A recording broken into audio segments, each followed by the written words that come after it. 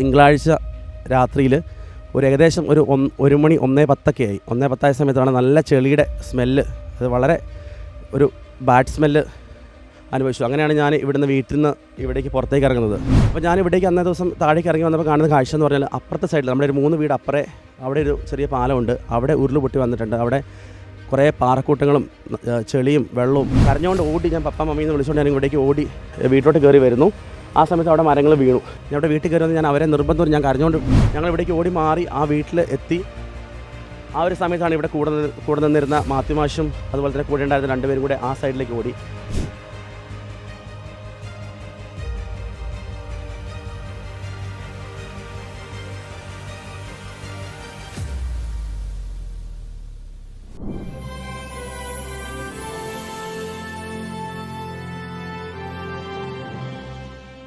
എൻ്റെ പേര് Daryl Dominic. ഞാൻ ഇവിടെ വിലങ്ങാട് മഞ്ഞക്കുന്ന് സ്വദേശിയാണ്. നമ്മളിപ്പം നിൽക്കുന്നത് എൻ്റെ വീടിൻ്റെ പ്രദേശത്താണ്. ഇവിടെ എൻ്റെ വീടായിരുന്നു. പപ്പായും മമ്മിയും ആണ് വീട്ടിൽ ഇവിടെ താമസിച്ചുകൊണ്ടിരുന്നത്. ഞാൻ 12 വർഷമായിട്ട് ബാംഗ്ലൂരാണ് ജോലി ചെയ്തുകൊണ്ടിരുന്നത്. അപ്പം ഈ കഴിഞ്ഞ ശനിയാഴ്ച ജൂലൈ 27 മോർണിംഗിലാണ് ഞാൻ ഇവിടെ വരുന്നത്. ഞാൻ എൻ്റെ മൂത്ത മോനെയും അതുപോലെ തന്നെ എൻ്റെ ചേട്ടൻ്റെ 2 മക്കൾ വെക്കേഷനായിട്ട് ഇവിടെ UK നിന്ന് വന്നിട്ടുണ്ടായിരുന്നു. അപ്പോൾ അവരെയും കൂട്ടിക്കൊണ്ടാണ് ഞാൻ അൽഫോൻസാമയുടെ തിരുനാൾ കൂടാൻ വേണ്ടിയിട്ട് ഇവിടെ വരുന്നത്.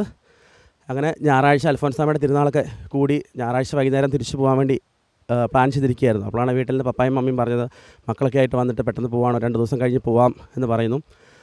അങ്ങനെ പറഞ്ഞുകൊണ്ട് ഞാൻ എന്തായാലും മൺഡേ ഈവനിങ്ങിൽ പോകാമെന്നാണ് പ്ലാൻ ചെയ്തത്. അപ്പോൾ മൺഡേ ഈവനിങ് ആയപ്പോൾ നല്ല രീതിയിലുള്ള മഴയൊക്കെ ഉണ്ടായിരുന്നു.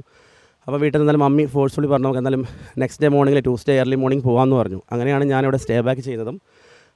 ഞാൻ 2 ദിവസം ലീവൊക്കെ എടുത്ത് വന്നതുകൊണ്ട് എനിക്ക് അത്യാവശ്യം ജോലി തിരക്കൊക്കെ ഉണ്ടായിരുന്നു. അതിൻ്റെ ഭാഗമായിട്ട് ഞാനിപ്പം രാത്രി ജോലി ചെയ്തുകൊണ്ടിരിക്കുമ്പോഴാണ് രാത്രിയിൽ നമ്മുടെ തിങ്കളാഴ്ച രാത്രിയിൽ ഏകദേശം ഒരു മണി 1:10 ആയി. 1:10 സമയത്താണ് നല്ല ചെളിയുടെ സ്മെല്ല്, അത് വളരെ ഒരു ബാഡ് സ്മെല്ല് അനുഭവിച്ചു. അങ്ങനെയാണ് ഞാൻ ഇവിടുന്ന് വീട്ടിൽ നിന്ന് ഇവിടേക്ക് പുറത്തേക്ക് ഇറങ്ങുന്നത്.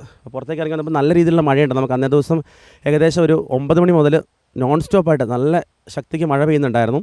അങ്ങനെ ഞാൻ ഇവിടേക്ക് ഇറങ്ങി വന്നപ്പം വീടിൻ്റെ ഫ്രണ്ടിൽ ഇവിടെ ഒരു നമ്മുടെ PWDയുടെ റോഡാണ്. ഇവിടെ ഒരു പാലം ഉണ്ടായിരുന്നു. അതുപോലെ തന്നെ ഇവിടെ ഒരു വായനശാല ഉണ്ടായിരുന്നു വീടിൻ്റെ സൈഡിലായിട്ട് ഇവിടെ താഴെ. അതുപോലെ മുമ്പിൽ 2 കടകളുണ്ടായിരുന്നു. അതുപോലെ നമുക്ക് ആ കാണുന്ന പാറക്കൂട്ടങ്ങളുടെ എവിടെയായിട്ട് നമുക്ക് നമ്മുടെ ഒരു മാതാവിൻ്റെ ഗ്രോട്ടോ ഉണ്ടായിരുന്നു. മാതാവിൻ്റെ ഗ്രോട്ടോ വർഷങ്ങളായിട്ട് ഈ ഒരു ഇടവകയുടെ ആരംഭം മുതൽ ഇവിടെ ഉള്ളതാണ്. നമ്മുടെ റെമിജിയൂസ് പിതാവ് ഈ കഴിഞ്ഞ മെയ് മാസത്തിലാണ് ഈ ഗ്രോട്ടോ അതായത് പുതുതായിട്ട് നിർമ്മിച്ച ഗ്രോട്ടോ വെഞ്ചരിച്ച് നമ്മൾ വണക്കമാസക്കാലമൊക്കെ കൂടി പോയതാണ്. അങ്ങനെ ഇതിലൂടെ ചെറിയ രീതിയിലൊരു കൈത്തോട് മാത്രമേ നമ്മൾ ആ സൈഡിൽ കാണുന്നത് ഒരു പഞ്ചായത്ത് റോഡാണ്. അതുപോലെ തന്നെ ഇപ്പുറത്തെ സൈഡിൽ നമുക്കൊരു പഞ്ചായത്ത് റോഡുണ്ട്. ഈ പഞ്ചായത്ത് റോഡിൻ്റെയും നമ്മുടെ വീടിൻ്റെ മുറ്റത്തിൻ്റെ ഇടയിലായിട്ട് വളരെ ചെറിയ രീതിയിലൊരു കൈത്തോടുണ്ടായിരുന്നു.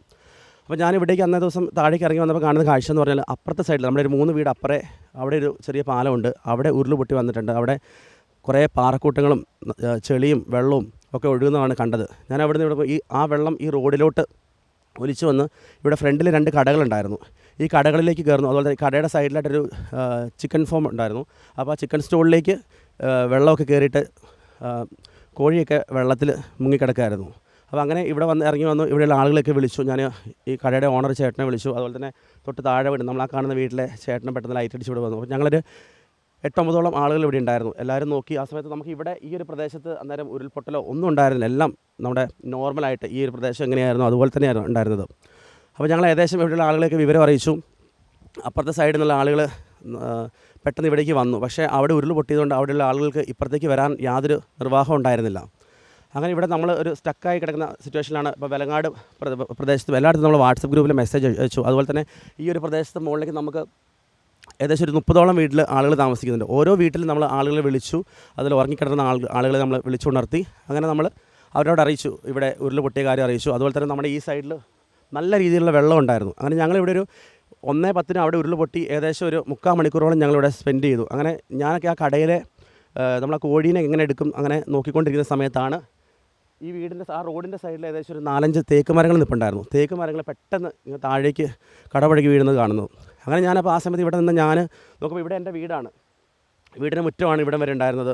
അപ്പം ഇവിടെ നമ്മുടെ 2 പട്ടിക്കുട്ടികളുണ്ടായിരുന്നു. അപ്പോൾ ഇതൊക്കെ പട്ടിയൊക്കെ നന്നായിട്ട് കുരയ്ക്കുന്നുണ്ടായിരുന്നു. അപ്പോൾ ഞങ്ങൾ ഞാൻ കരഞ്ഞുകൊണ്ട് ഞാൻ പപ്പ മമ്മിന്ന് വിളിച്ചുകൊണ്ട് ഞാൻ ഇവിടേക്ക് ഓടി വീട്ടിലോട്ട് കയറി വരുന്നു.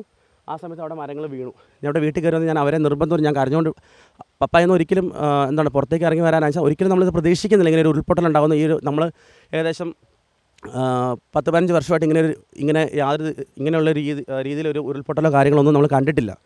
ഈ ഒരു പ്രദേശത്ത് അങ്ങനെ ഉണ്ടായിട്ടില്ല. നമുക്ക് വലിയ മലമ്പ്രദേശങ്ങളിലൊക്കെ നമുക്ക് ഉരുൾപൊട്ടൽ കണ്ടിട്ടുണ്ട്. അതൊക്കെ നമ്മുടെ സ്ഥലങ്ങളിൽ നമ്മുടെ കൃഷിയിടങ്ങളിൽ കൂടിയാണ് നമ്മൾ കൂടുതലായിട്ട് കണ്ടിട്ടുള്ളത്. ഇതിന് മുന്നേ ഉരുൾപൊട്ടൽ ഉണ്ടായിട്ടുള്ളത് നമ്മുടെ വെലങ്ങാട് പ്രദേശത്താണ്. ആ സമയത്ത് നമുക്ക് നമ്മുടെ 4ഓളം നമ്മുടെ പ്രിയപ്പെട്ട സഹോദരങ്ങൾ നമുക്ക് നഷ്ടപ്പെട്ടിരുന്നു.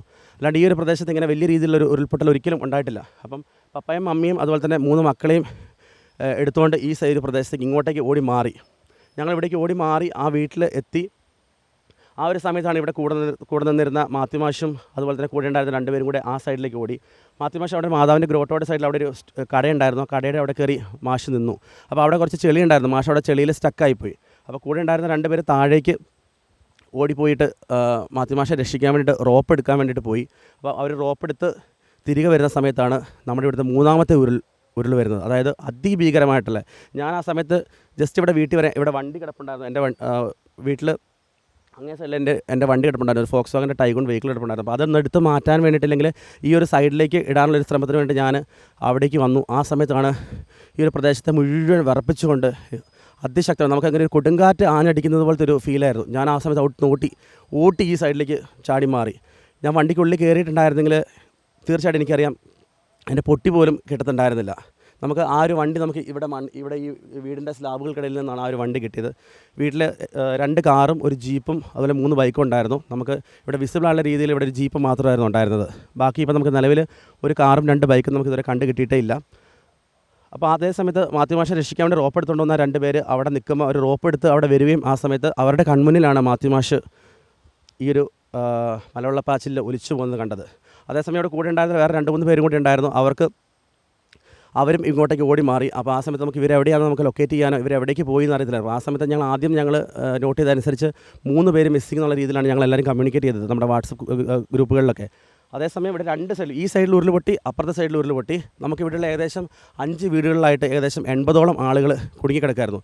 അപ്പുറത്തല്ല നമ്മുടെ മഞ്ഞക്കുന്ന് പള്ളിയുടെ പ്രദേശത്തുള്ള ആളുകൾക്ക് അവിടെ നിന്ന് ഇങ്ങോട്ട് വരാനോ അതുപോലെ തന്നെ ഈ ഒരു റോഡിൻ്റെ അപ്പുറത്തുള്ള ആളുകൾക്ക് ഇങ്ങോട്ട് വരാനോ യാതൊരു നിർവാഹവുമില്ല. അപ്പം ഏകദേശം 80ഓളം ആളുകൾ ഇവിടെ സ്റ്റക്കായി കിടക്കുകയായിരുന്നു. നേരം പുലരുവോളം ഏകദേശം 7 മണിയോളം എല്ലാവരും ഇവിടെ സ്റ്റക്കായി കിടന്നു.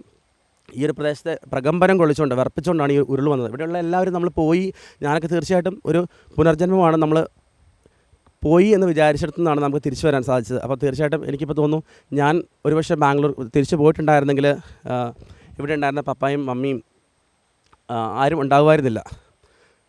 എന്തോ ഒരുപക്ഷെ ദൈവം അങ്ങനെ തോന്നിച്ചതായിരിക്കാം. അതുകൊണ്ടായിരിക്കാം ഇപ്പം ജീവിച്ചിരിക്കാൻ. എന്തായാലും ദൈവം തിരിച്ചു തന്ന ഈ ജീവിതം നല്ല രീതിയിൽ മുന്നോട്ട് ജീവിക്കണം, നഷ്ടപ്പെട്ടതൊക്കെ തിരിച്ചു പിടിക്കണം. ഇതൊക്കെയാണ് ആഗ്രഹങ്ങൾ.